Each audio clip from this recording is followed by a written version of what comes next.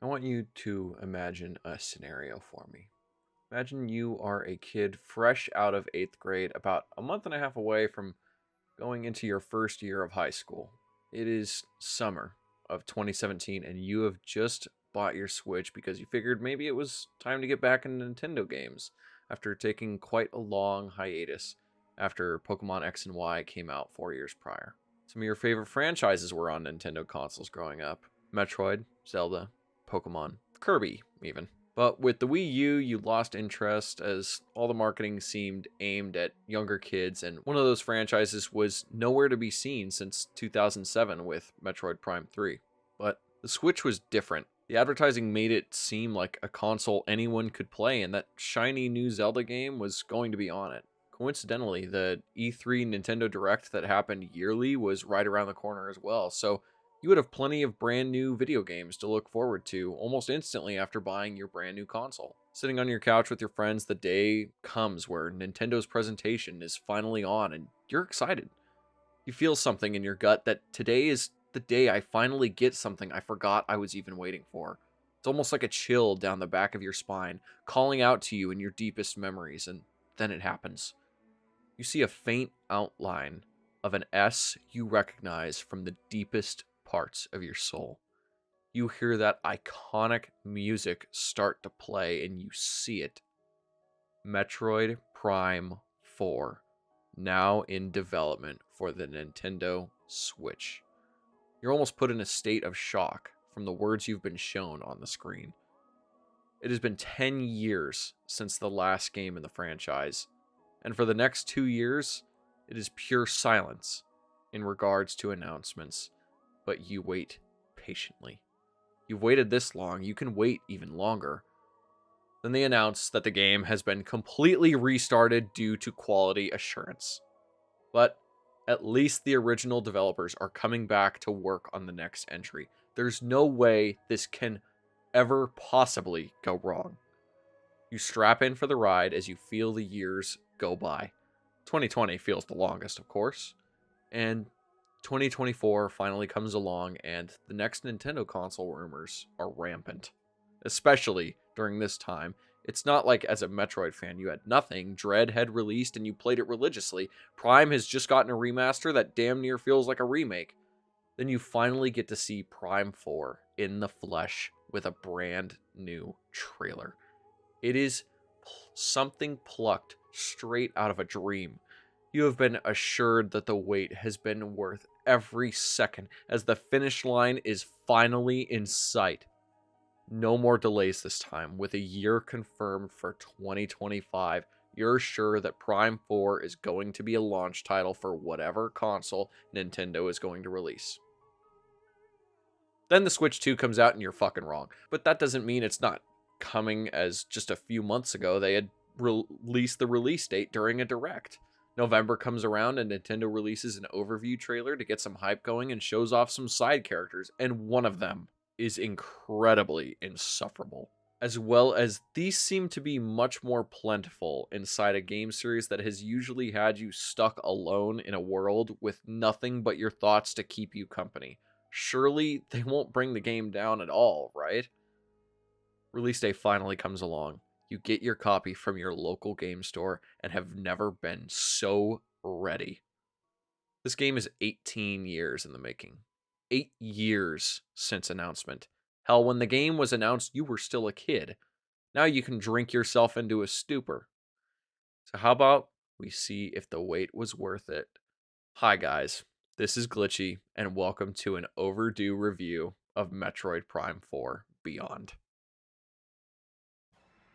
So with all of that out of the way, as per usual, we're doing things a bit differently in this video. I actually live streamed my entire playthrough of Prime 4 besides a very small portion. So as I played, I had plenty of live thoughts that I can interject into this video. So I figured may as well turn this into a synopsis slash review kind of situation where I talk about my journey through the game as well as my thoughts. So I hope you stick along for the ride, because as long as I've waited to play this game, I'm also very excited to get into this video. So why don't we just hop right in? When you first start playing Prime 4, it throws you straight into the action for the most part, with a flashy cutscene of Samus landing on the Federation planet, as well as a descent into the battlefield where you basically flank the space pirates and walk into the base, being told you're fighting your way through so you can secure a special artifact. And all I was able to think while playing through this intro section was, wow, this game is pure spectacle. From watching a giant mech walk around and destroy enemy ships to the drop pods full of enemies, this game does not belong on a Nintendo console. How does this even run on a normal Switch? But by the way, I am personally playing on the Switch too, but let's get back into the main game. Something else I have noticed, especially with a second playthrough I've started, is they really have not skimped on the scan logs. I've played the other games and I knew that there were a lot, but with this game specifically, I'm happy they at least felt nice enough to clearly mark things you haven't scanned as green and anything you have as gray. But getting back to the game, after you fought through enough, you finally find where the artifact was being held and kill everything that has been trying to get to it. But before the Federation can get it loaded to escape, there's a huge ambush with a space pirate named Abarax, who gets infected by a Metroid, and as an intro boss fight, it's really good, but it's basic, obviously. Lets you understand the basic combat controls, since a lot of the bosses in this game are going to need to be hit in weak points to be hit with massive damage, in what kind of feels like a DPS check in this game, kind of similar to something like Destiny. You also get the tutorial for dashing here, and I will say this game probably has my favorite dash in the franchise. It feels really fast and is almost needed for some bosses, especially later in the game, with some bosses even having a command grab that you need to dash to get away from. But after you kill Abarax, Samus is about to help the soldiers load up the artifact when another ambush occurs where Sylux, a classic Metroid Prime villain who first appeared in Metroid Prime Hunters for the DS, basically enters an aura farming contest with Samus, then immediately fires at the artifact and teleports Samus away to where the rest of the game will be taking place. As Samus wakes up, she finds the Chrono Tower in the middle of the desert on the planet known as Vuros. I absolutely love how the game feels at this point. This bright tower is immediately contrasted with a dark entrance, as you're basically beckoned by a small robot that guides you through and activates strange bridges and doors. Even the scans at this point barely tell you anything, saying the materials that everything in this tower is made of aren't on any databases. And the main room is filled with strange androids and what seems to be an elevator in the middle of the room. Later, you find a strange statue with a large light that almost feels like it's looking down at you, which it turns out it is. Once you look at it, you're transported into a strange realm where you find these strange beings welcoming you and begging you to take the item in front of you. This item is the Psychic Crystal, which also unlocks the Psychic Visor as well as the Psychic Beam.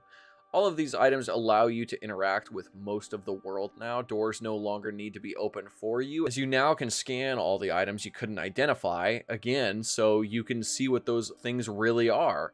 Going up the elevator from earlier will show you a recorded message of a priest of the planet who will reveal that the people of this planet are called the Lemorn. They were very psychically charged people as well as some technology, but they were of the belief that a chosen one would come to their planet and save all of their knowledge so their spirits can keep on living even if they can't.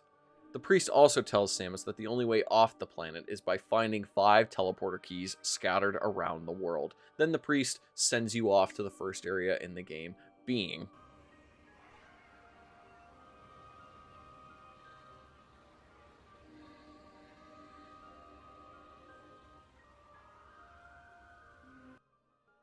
Fury Green specifically gives me such Metroid Prime 1 flashbacks for Talon Overworld. If there was any rain, this area would be a dead ringer for it almost.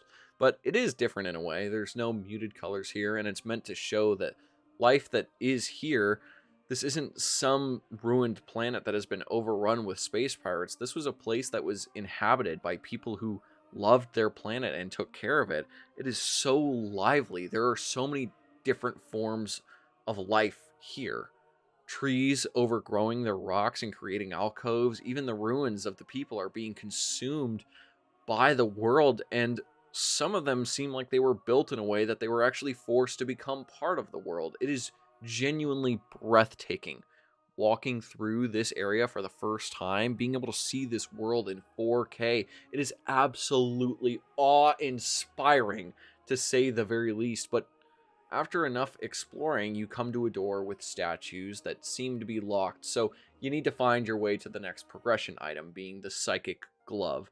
This is going to be absolutely imperative throughout all of the game, basically used in most of the puzzles, as well as being able to unlock different vaults that have different items in them, as well as doors along the way. After you use the glove to unlock the door we found earlier, you get a notification that there is a distress beacon going off from someone in the Galactic Federation. After following it, you find the main issue in this game.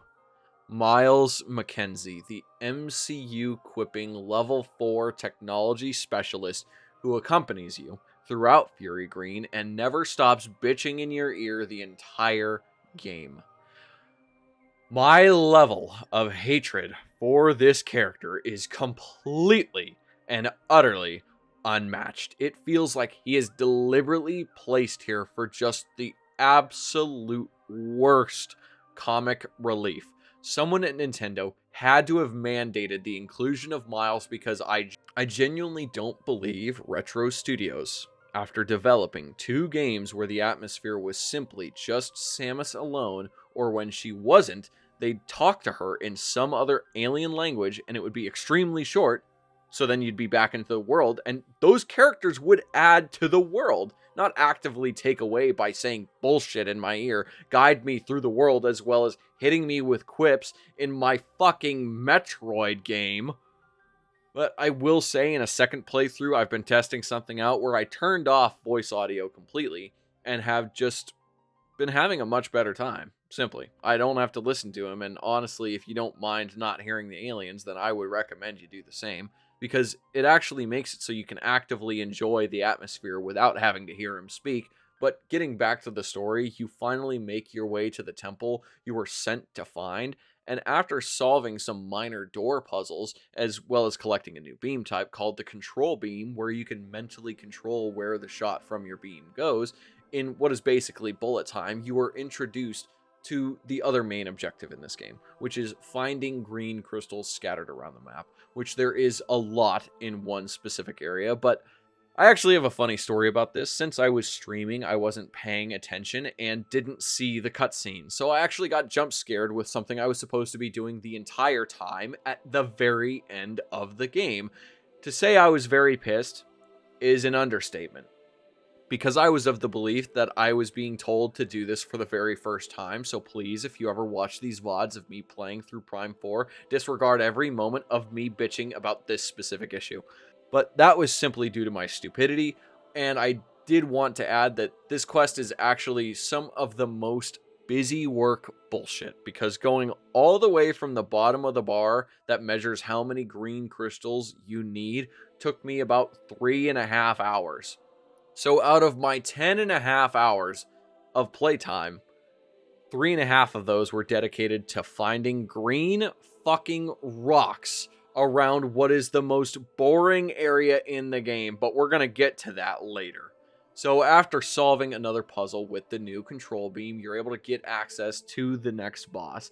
And I swear to God, if I had a dime for every time Samus walked inside of a temple and had to fight a ginormous plant monster, I'd only have 2 nickels, but it's still strange that it happened twice. But otherwise, the boss is actually really cool. I don't think that Carvex is as complex as Flograw from Prime 1, but even then, the only thing that was complex about that boss was getting the right timing for the panels to deflect the sun into him. This is another boss that has been fused with Metroids like the one from the intro, but another thing is that this boss is actually easier than the one in the intro, at least I felt. Because once you get to the DPS phase, after using the control beam to destroy all of its weak points, your normal gun just melts through this thing's health bar. But after killing Carvex, you get another Metroid essential, being the Power Bomb. These are used for puzzles literally everywhere in every game, so obviously it needs to be one of the first things you acquire in this game. And this game has a very good mix of giving you brand new things, as well as giving you the classic items you expect to see, especially in the Prime series. No screw attack in here, though, I will say.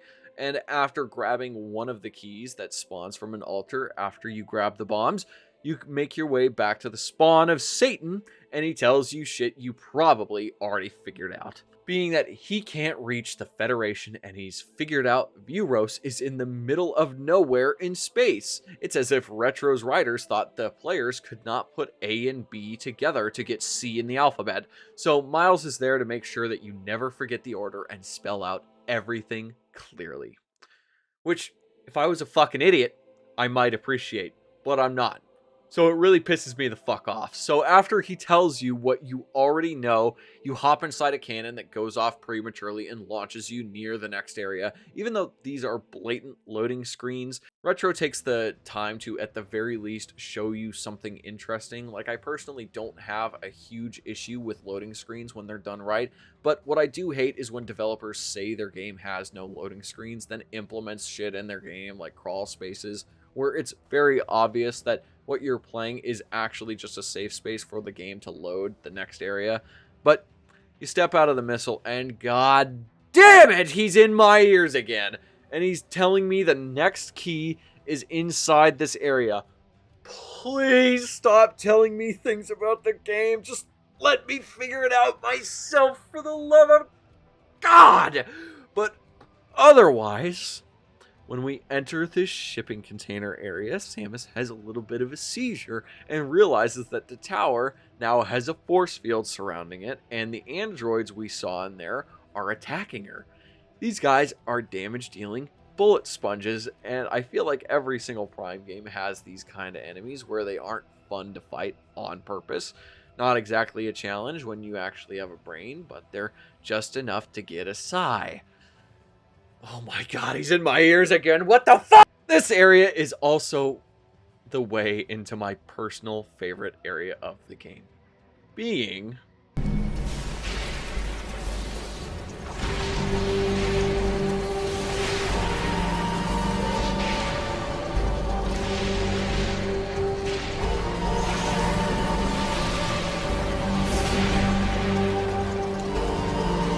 Bolt Forge feels like a love child between the Sanctuary Fortress in Prime 2 and a Lightning Storm, with some industrialist vibes, since this is literally a motorcycle manufacturing facility. Speaking of, in the first room, inside the facility, you find the beautiful motorcycle that you'll only be using in very specific situations called Viola, which is the first thing on the objective list of this area. You don't spend too much time outside, unfortunately, but the inside is great. Most of the rooms, being hallways, are pretty damn claustrophobic, and the main objective of this area, besides the boss, is turning on the generators in each tower so you can even progress. Since everything runs on electricity in this area, besides the doors, since you just open those with your mind. Going deeper into the first tower is basically just getting all the way to the bottom so you can turn on the generator. Then after that, you make your way back up, navigating through the assembly line for the other Violas, which once you get back to the very top, you can finally access the Viola suit printer, which once you get this suit, it looks fucking sleek and sexy, by the way. There's something about the red and black with the purple accents that just hits so hard compared to the classic suit with the purple visor. But either way, this makes it so we can get onto the bike and make it to the next tower. To talk about Viola for a little bit, the bike controls okay, not as good as I'd like, since this thing is the only way to explore the desert we're still waiting to talk about. But if this was only something we could use in areas like the track and Volt Forge, as well as another area later, then I think it would be just fine for what it really is. Going to Tower 2, it's a lot more combat with the annoying robots from the shipping yard, as well as introducing some new ones, like one that teleports, which is even more annoying, as well as these little ball fuckers that bounce around whenever you shoot them with a missile. I'm afraid my list of fuck-ass enemies that only exist to be annoying is getting a lot longer, but this area also has a mini-boss after you clear the generator, and I think he has actually got a pretty decent design, as well as having an interesting puzzle mid-encounter. Not very difficult, but just an enjoyable enemy to fight, even if it impeded progress for no reason. Also, immediately after this fight, you get to fight what you believe to be Psylux, who is at the moment just a copy of Samus with some interesting electric attacks as well as other missile attacks. He is much more just a shoot him until he dies kind of boss, and I actually really like his attack patterns, and he kind of signifies your equal every single time you fight him.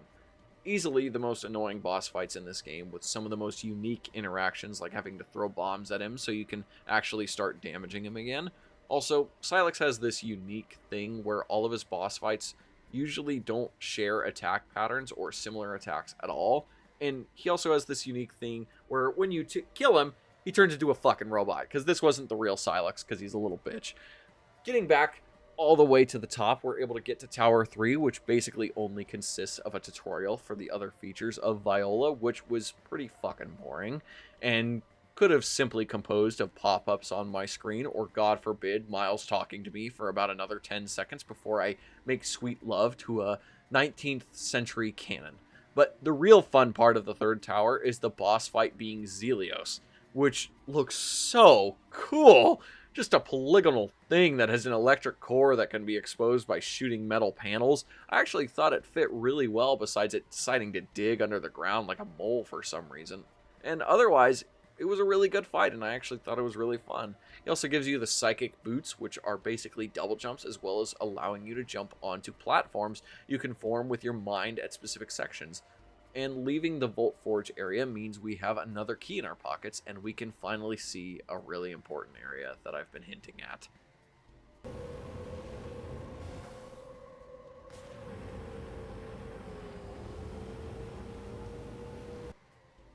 You know, as an actual thing to look at, it's in a game that's very pretty, and as a desert, it's very accurate to what a desert looks like in real life, which means it looks like the exact same fucking thing, besides different dips and curves in the sand, which means that this area you are going into, being forced to spend about 3.5 hours at the very least to collect green crystals in, is extremely boring. There is not a whole lot to do in the desert besides an assortment of collectibles that you are only able to get at very specific points of the game. So for the most part, unless you come here at the end of the game to get absolutely everything, you have absolutely nothing to do here in the worst case scenario. And in the best case scenario, you have absolutely everything to do besides the green crystal hunt, which, by the way, you can't just do all of that in the very beginning. So you have it out of the way and never have to think about it again, because not enough green crystals spawn at a time for you to be able to complete multiple sections at a time.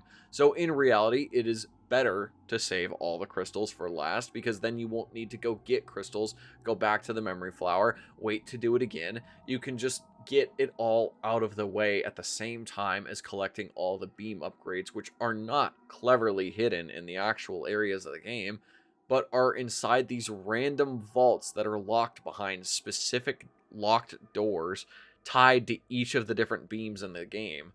These vaults feel so out of place when you finally go inside them. They feel so basic. There was only one that I felt was worthy of having a super duper cool beam upgrade, and it was the last one I could physically unlock if I wanted to. The desert is so unbelievably useless and feels like Retro came up with the motorcycle first, or Nintendo mandated them to have an open world section, then immediately realized they couldn't fit it in with the normal gameplay, so they made the desert to compensate and make their cool idea fit into the rest of the game. If it came down to having the motorcycle and having the desert compared to not having either, I'd rather get rid of both and just have a normal hub world like Prime 1 and Prime 2. It's fucking astonishing that this made it past concept, even past alpha testing, because this doesn't fit the Prime series at all. It actually spits in the face of the series and demands fans to lick it up by literally forcing you to spend time there. Honestly, most of my problems with this game come from this as well as the NPCs. I have some minor issues I can mention with the game as a whole, but I will probably be bringing those up at the end since they don't really fit into any specific area. But let's get back to the actual game instead of talking about Soul Valley. So after all this, I can finally start talking about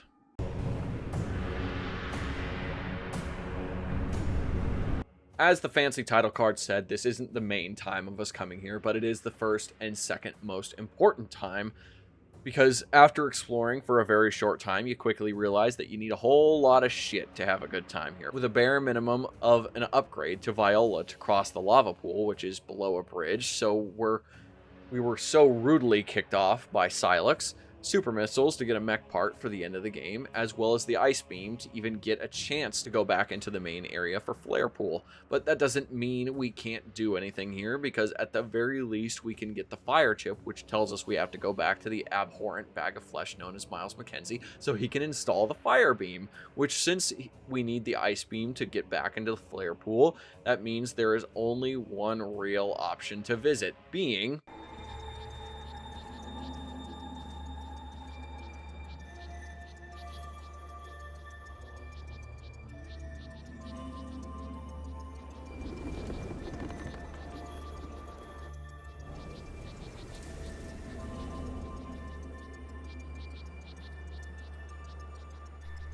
Ice Belt starts out by having you take a tram into the snowy area of Euros that takes you into a facility. And that's because, for the most part, Ice Belt is the laboratory area of the planet, and this is where the Lemorn would conduct all of their experiments for the future of their race, not to mention all of their medical advancements.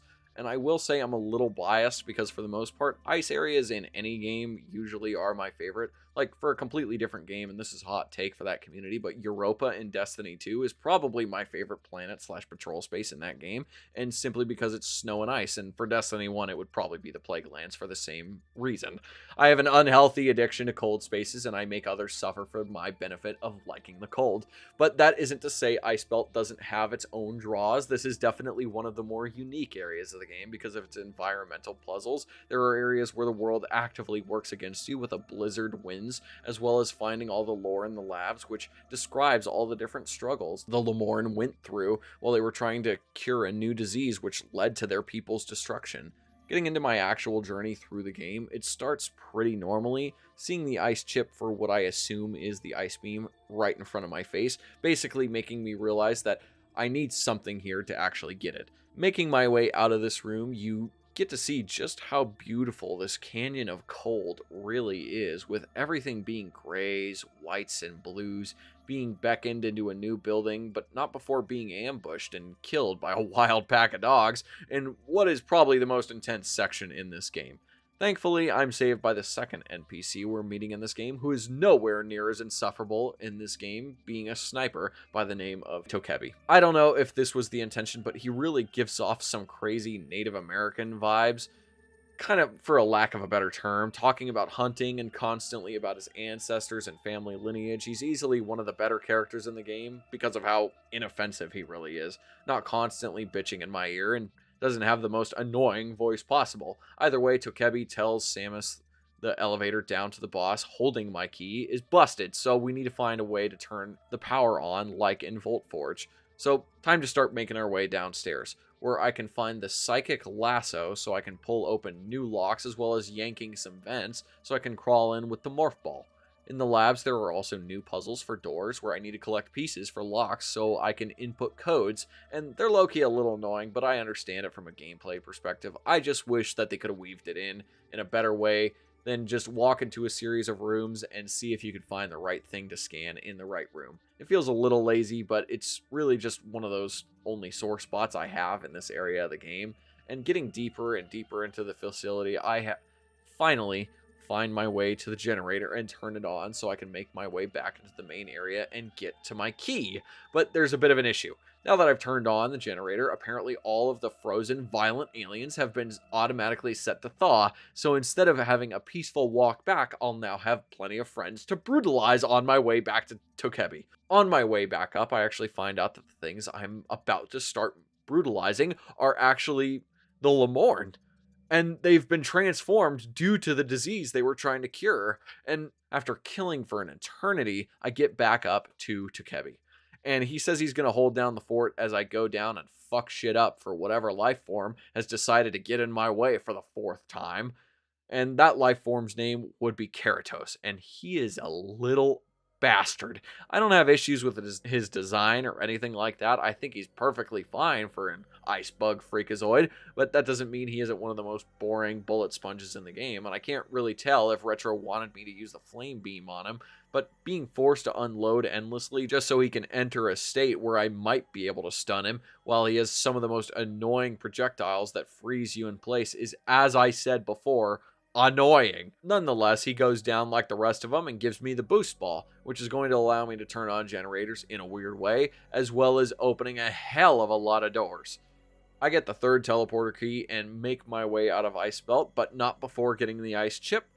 And being told we need to visit Mr. Waste of Space again so I can actually put the ice beam into my gun. So after I backtrack all the way to Fury Green and get that, I actually pick up one of my first beam upgrades before I make a mistake and go to Flare Pool. Because, excuse me, I thought the ice beam was supposed to allow me to get across the lava lake as well as getting inside the area that was blocked off by a lava fall. But silly me, I didn't realize I needed to go back to Volt Forge to get a quote-unquote new suit that makes it so Viola can now float over hazardous area.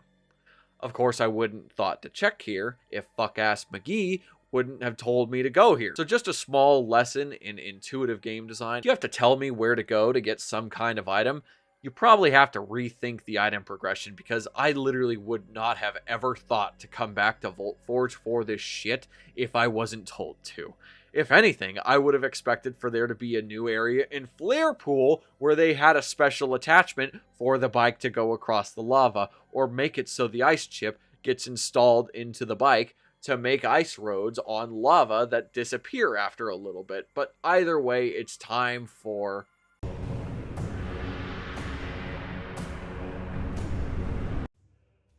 Flare Pool is about what you'd expect from a lava area, a whole lot of industrial shit, since this area is dedicated to converting heat energy for all the other bullshit that Lamorne need on the planet, but recently it's been getting used for launching green gas into the atmosphere to do... let me look at something. All I know is, after this area, all enemies take on a green hue and become a lot harder to kill. Otherwise, besides getting into the actual story and gameplay of this area, I felt little to no connection to this section because it just felt like lava Volt Forge. I was kind of hoping it would be more like Death Mountain in games like Breath of the Wild or Skyward Sword, where you explore inside the volcano instead of exploring a facility inside of a volcano. A much better comparison for the franchise would be like Kataris in Metroid Dread, where I felt the balance between science facility and active volcano was a lot better, and this is where NPC 3 and 4 are introduced, being Duke, who we save from a rogue boiler room trapping him, which doesn't make sense because did he just get teleported into this room and wasn't able to leave, or did he accidentally trap himself here by hitting wrong buttons? Either way, kind of fucking weird, but after going through the facility and dismantling an unbelievable amount of robots, we find out the key is below the giant thing that's shooting green gas into the atmosphere, and we get on a tram to make our way around the facility to disconnect the machine, dismantling it in the process, but not before picking up NPC-4, being Nora Armstrong. This is the second most annoying character, as her entire existence is devoting to being the largest Samus Aran simp in the entire Galactic Federation, although I will say she is infinitely better than drag my balls through a mile of glass Mackenzie.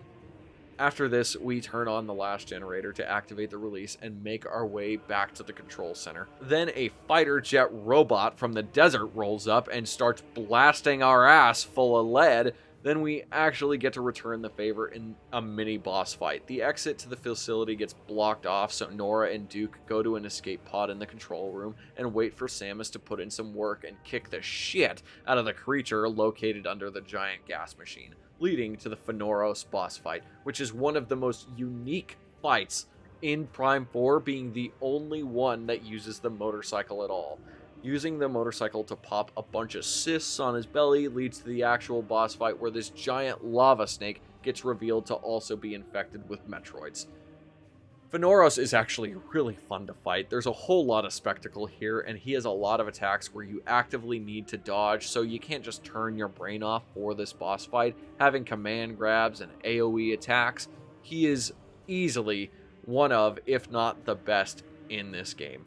But it's not business as usual after you beat him. You get the grapple beam after waiting for what seems like an eternity, and get the fourth key. Then the base you're in starts to explode, so it's time to get the hell out of here, but not before sending Duke and Nora in an escape pod that Samus has to activate manually.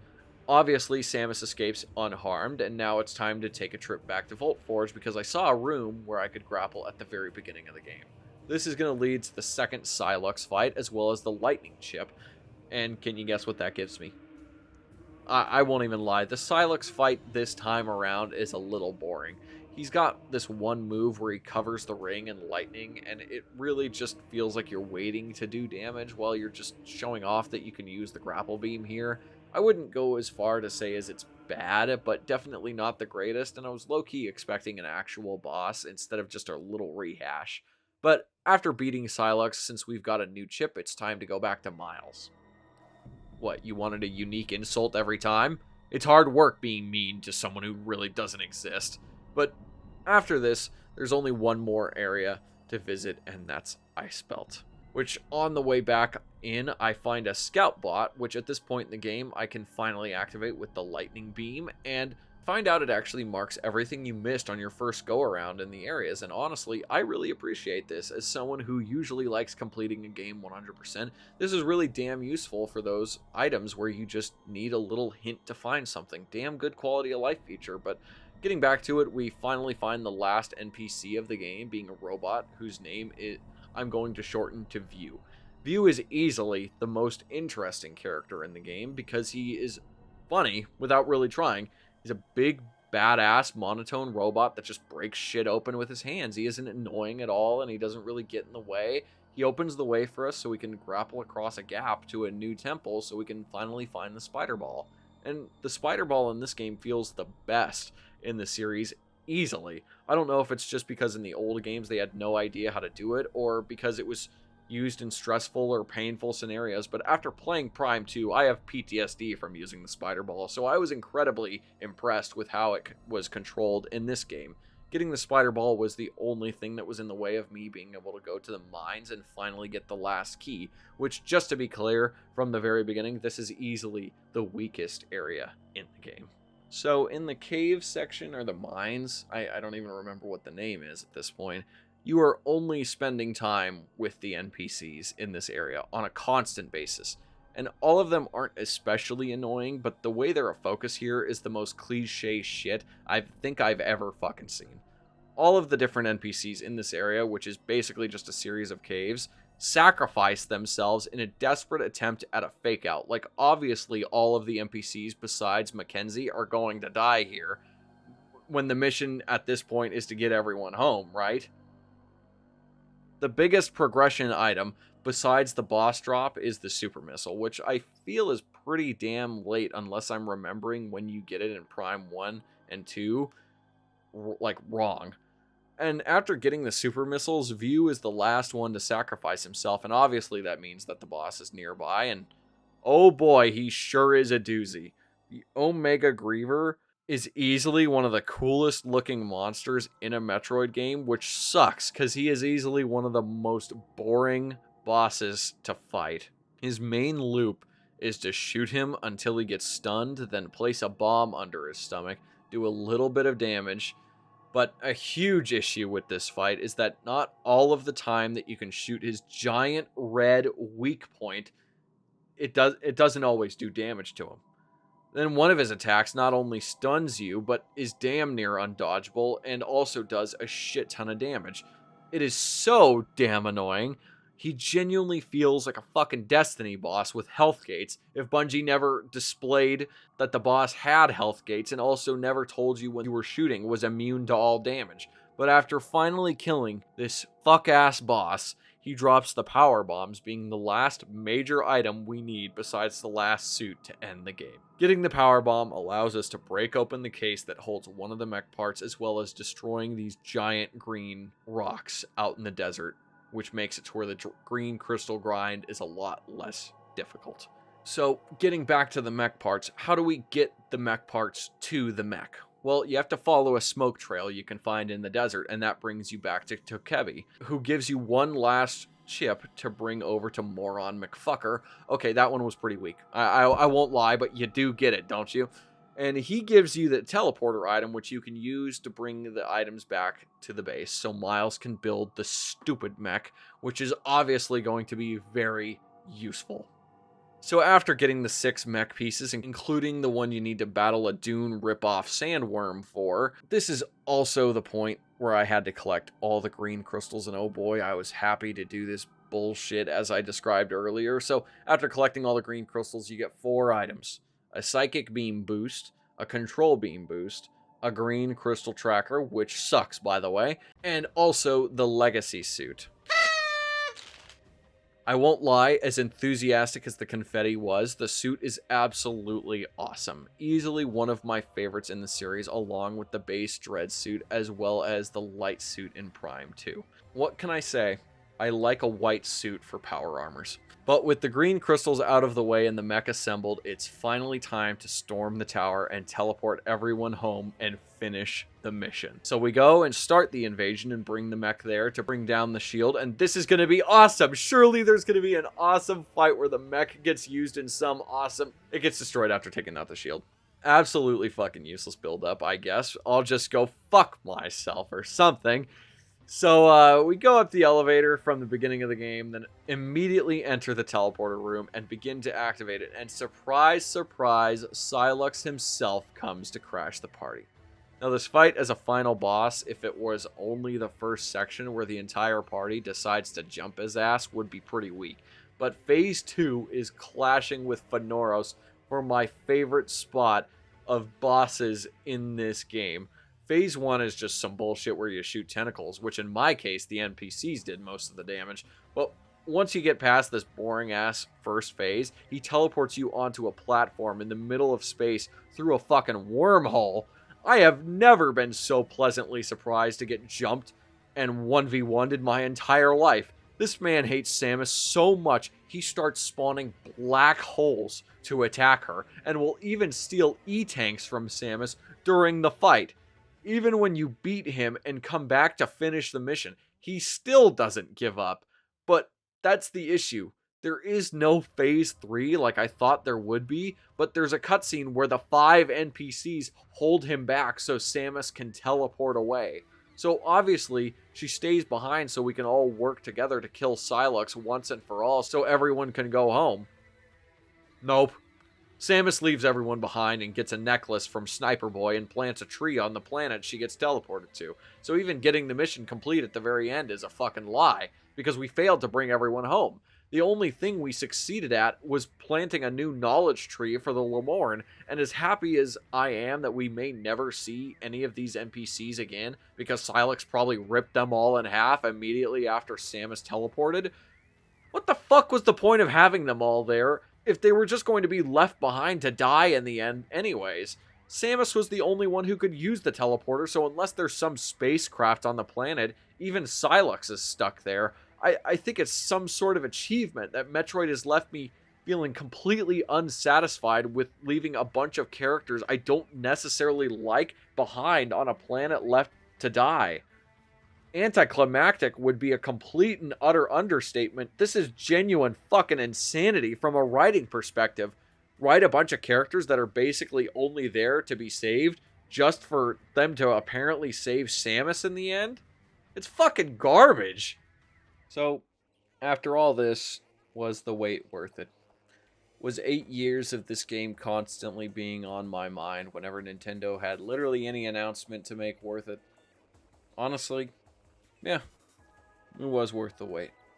After all this time of waiting, we got a remaster for Prime 1 and had Dread come out as well, due to all the hype surrounding Prime 4. I'm fully confident that Dread would have not happened if Prime 4 getting announced as well as restarting development.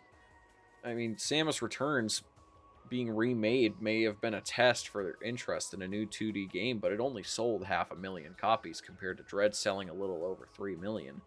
And they could have easily written off the franchise, but Prime 4 and the continued interest of every single time a Direct was announced probably pushed Nintendo hard to invest in Samus. So as someone who loves this series to death, that's exactly what I want. Plus, besides some really sore spots in Prime 4, as much as I love to complain, it really is a good game. If I had recommendations for literally anyone playing this as their first Prime or Metroid games, that you'd completely turn off your voice volume so you'd never have to hear any of these NPCs, specifically Miles ruining your atmosphere experience. as well as collecting the green crystals in batches instead of getting them all at the end. And I wish you could start the game on hard mode as well, since it offers a much more authentic Prime experience, but as of right now, that's just simply not possible. Prime 4 is an absolutely beautiful game, and I found myself itching to play through it again, as I usually do with any Metroid game after I play it for the first time. But Prime 4 being linear as fuck also wasn't a huge issue with me, because for the most part, the Prime series is much more linear than the mainline games, besides Fusion. I don't know. I think a lot of people are really mad, and honestly, for good reasons. We should be telling Retro what went wrong with this game, so hopefully if we get a Prime 5, they know what to change, so it's as much as a success as we hope it is. I'm just really hoping Prime 4 is enough of a success in America to justify Nintendo allowing Retro to make another game in the series, because as of right now, Prime 4 hasn't even broken 30,000 sales in Japan, which isn't irregular for Metroid, but even Dread eventually broke 100,000, and I hate talking about sales when it comes to video games. But this is the most important shit when it comes to the actual people who allow these games to be made. So when you see numbers this low, usually it doesn't look too great for the future of something that has hung loosely in the balance for years. Overall, I'm hopeful for the future of Metroid, and especially for the Prime series, but this was definitely a misstep. And since this is for the most part the most major offense in the series besides Federation Force, I would not go so far as to say this is not worth your time or your money, and would still highly recommend it. But otherwise, what did you think of Prime 4? Leave a comment letting me know your thoughts and what your favorite Metroid power-up is. And if you felt so kind, please like and subscribe if you want to see more content like this. I'll see you when I see you. This is Glitchy, signing off.